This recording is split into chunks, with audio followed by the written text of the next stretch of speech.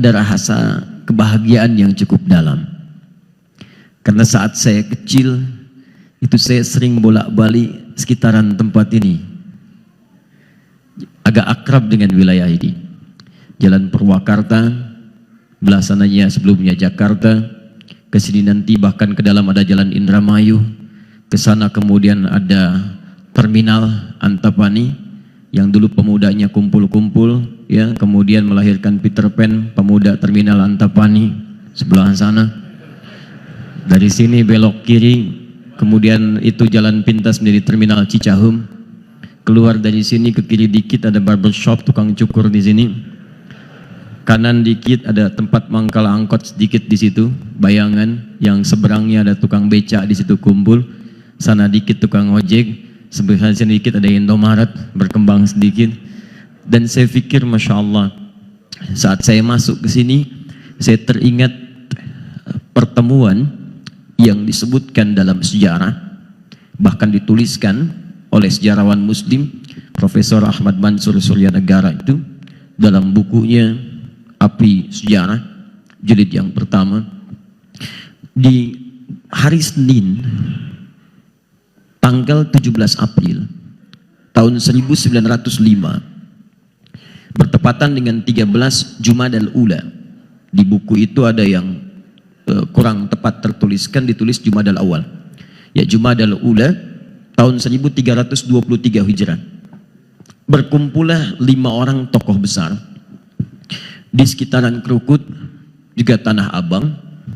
Kemudian mereka berpikir merenungkan bagaimana menyatukan umat muslim di Nusantara ini, khususnya dalam menghadapi tekanan-tekanan dan penjajahan dari Belanda pada saat itu.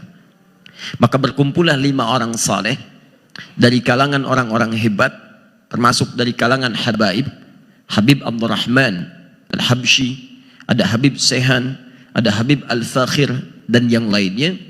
Maka mereka memikirkan pentingnya persatuan umat Islam juga dalam rangka mengalahkan penjajahan Belanda pada saat itu. Maka di antara faktor yang sangat mereka perhatikan adalah kita itu tertinggal dari aspek pendidikan, sehingga mudah diadu domba, ya, mudah kemudian untuk dipecah dan sebagainya. Maka sepakat didirikan kemudian satu ormas pertama di Nusantara ini, diberi nama dengan Jamiatul Khair. Hanya persoalannya, kalau dibuka lembaga konsen di bidang pendidikan, itu mesti ada pendidiknya. Dan ulama kita dulu itu betul-betul mengamalkan isi Al-Quran. Karena sifat seorang guru terbaik itu diisyaratkan dalam Al-Quran, itu bukan hanya pintar, tapi bagaimana kepintarannya itu bisa mendekatkan diri kepada Allah Subhanahu wa Ta'ala. Karena itulah Imran dengan Hanna ketika dilukiskan oleh Allah di Quran surah ketiga Ali Imran ayat 35 sampai 37 itu, ketika keduanya merencanakan pendidikan untuk anaknya, sehingga anak itu saat lahir tumbuh pintar, dan tidak sekedar pintar tapi kepintarannya mendekatkan dia dengan Allah. Maka di antara rencananya menyiapkan tempat terbaik yang kelak nanti dari situ turunannya menjadi pusat pendidikan. Orang tua kita yang 5 orang itu kemudian berkumpul mencari guru terbaik, ditunjuklah sosok yang paling sesuai pada saat itu, namanya Syekh Ahmad Surkati. Ya, ini berasal dari Sudan yang sedang menimba ilmu di Mekah pada saat itu.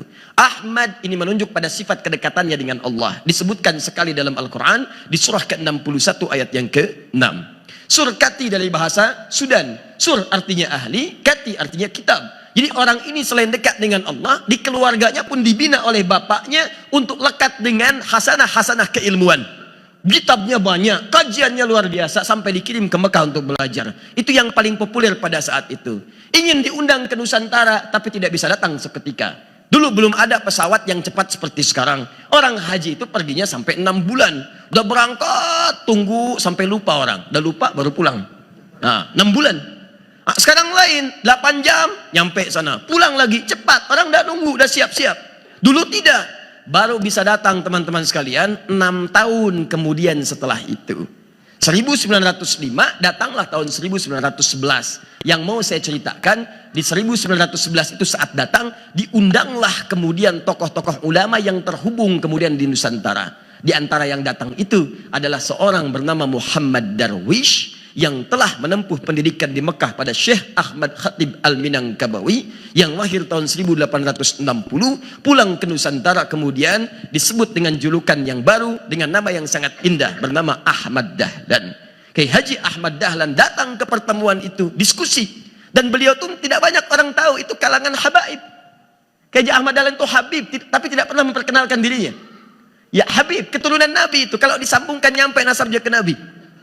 Antum mau cek, kita cek Kiai Haji Ahmad Dahlan bin Kiai Haji Abu Bakar bin Kiai Ilyas bin Kiai Sulaiman bin Demang Jurang Juru Kapindo bin Demang Jurang Juru Sapisan bin Kiai Gerbak bin Maulana Ishaq.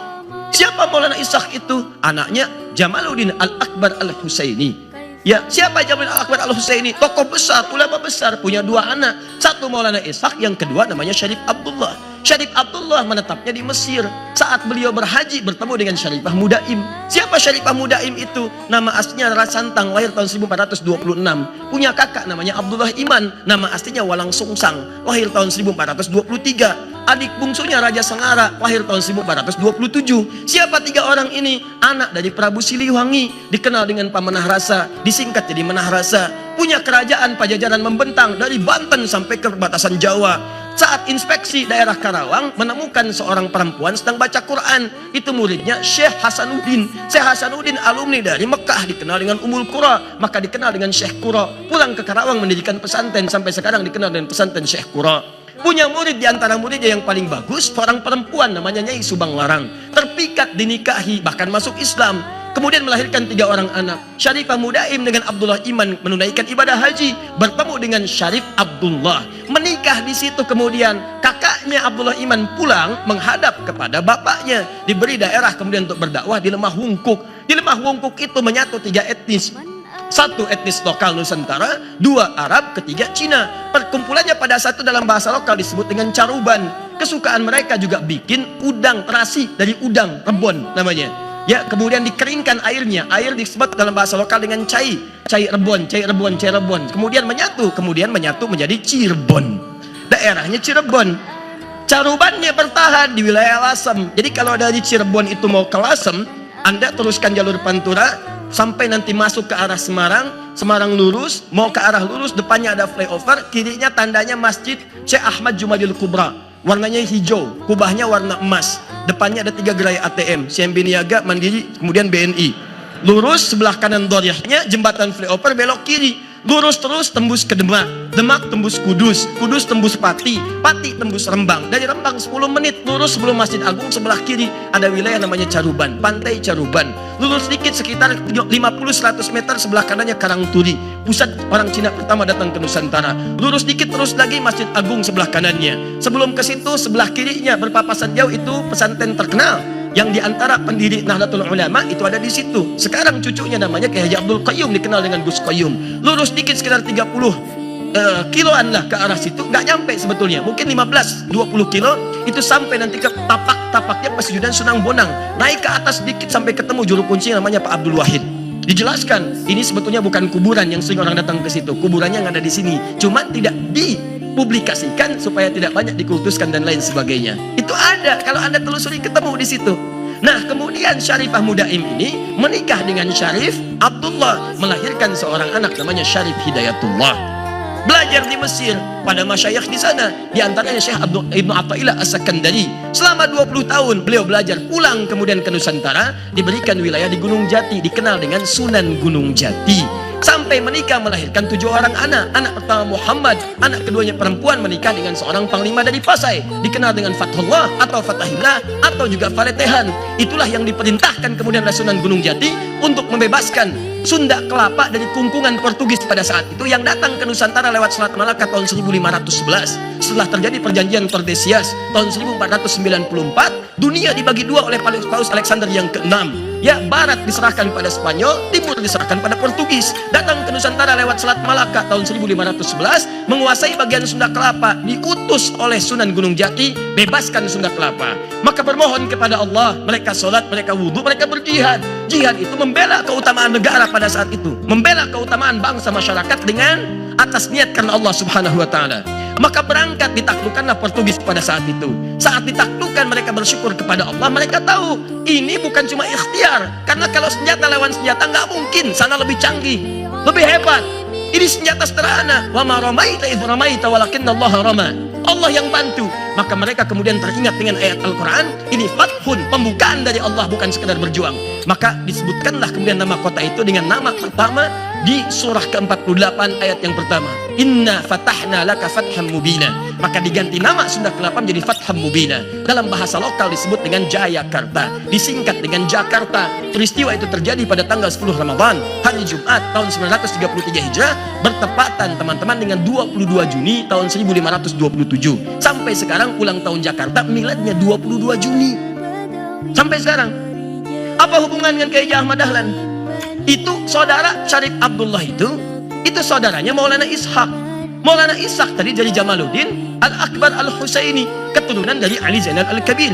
Zainal Al-Kabir keturunan dari Ali Zainal Abidin, keturunan dari Al-Husain radhiyallahu taala anhu, adiknya Al-Hasan radhiyallahu taala anhu. Dua-duanya anaknya Sayyidina Ali bin Abi Thalib radhiyallahu taala anhu, suaminya Fatimah Az-Zahra radhiyallahu taala anha binti Muhammadin Rasulullah sallallahu alaihi wasallam, bin Abdullah bin Abdul Muttalib bin Hashim bin Abdul Manaf bin Qusay bin Murrah bin Kilab bin Ka'ab bin Ghalib bin Fihr bin Malik bin Nadar bin Kinana bin Khuzaibah bin Mudrika bin Ilyas bin Nizar bin Mudar bin Ma'ad bin Adnan bin Addi bin Adri bin Muqawwam bin Nahur bin Tarikh bin Ya'rub bin Yasjub bin Nabit bin Ismail alaihissalam bin Ibrahim alaihissalam bin Azar atau bin Nahur bin Adir bin Kinan bin Arfakhshad bin Sam bin Nuh alaihissalam bin Mihlail Matushala bin Kinan bin Anwas bin Tis bin Adam alaihissalam. Oke, Haji Ahmad Dahlan itu nasabnya nyampe ke Nabi Adam. Ayo ulangi, mana ketua PDM? Makanya setelah pertemuan itu pulang, setahun kemudian mendirikan Muhammadiyah dengan nama datuknya, tapi diberikan dia nisbah dengan tak menunjuk pada sifat. Di Muhammadiyah itu bukan sekedar nama. Muhammad disebutkan 4 kali dalam Al-Quran. Quran surah ketiga ayat 144, Quran surah ke-33 ayat ke-40, Quran surah ke-47 ayat yang kedua dengan namanya, dan Quran surah ke-48 ayat 29. Muhammad itu bentuk mubalaghah dari kata Mahmud, yang punya nilai sosial yang tinggi. Kalau dirubah jadi sifat mubalaghah superlatif, maka berubah jadi Muhammad, sifat Nabi yang punya nilai sosial dengan lingkungan yang tinggi.